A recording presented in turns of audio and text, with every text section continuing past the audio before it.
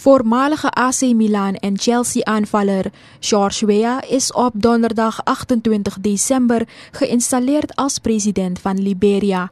Volgens de Nationale Verkiezingscommissie van het West-Afrikaanse land heeft Weah met 98,1% van de getelde stembiljetten 61,5% van de stemmen had gewonnen. De bevolking van Liberia heeft gestemd tegen het voortduren van armoede en corruptie en in het verlangen naar verandering. Weah deed in 2005 al mee met de verkiezingen in Liberia, maar hij had toen nog geen ervaring als politicus. Zijn vroegere voetbalcarrière heeft hem veel geholpen, omdat hij veel liefdadigheidswerk verricht heeft, zoals het financieren van verschillende ziekenhuizen, donaties van voedsel en sponsoring van de spelers van het Liberiaanse nationale voetbalteam. Celebration on the streets of the Liberian capital Monrovia. Supporters of former international footballer George Weah greeted news of his victory in Tuesday's runoff election with song and dance. Weah broke down in tears as soon as the results were announced. He is seen here being comforted by his running mate Jewel Taylor, who is an ex-wife of former Liberian President Charles Taylor, who is currently serving a 50-year sentence in the UK for war crimes committed in neighboring Sierra Leone. For Weah and his supporters, it's a dream come true. A struggle they say that started way back in 2002 has finally succeeded. They call him so many names. They call him, he is not educated, he is not competent, but this is the man that his dream come true. I'm too overpowered and excited. George Weah, the president of Liberia.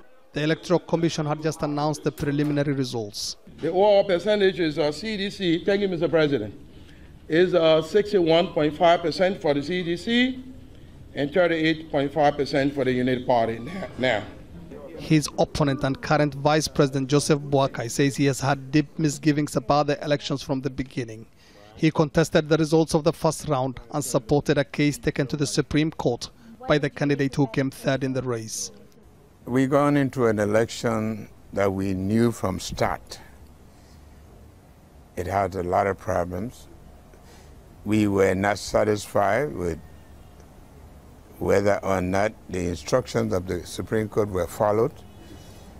We were constrained to go into it, but what we want to see, what we wanted, we had all hoped for, was free, fair, transparent election.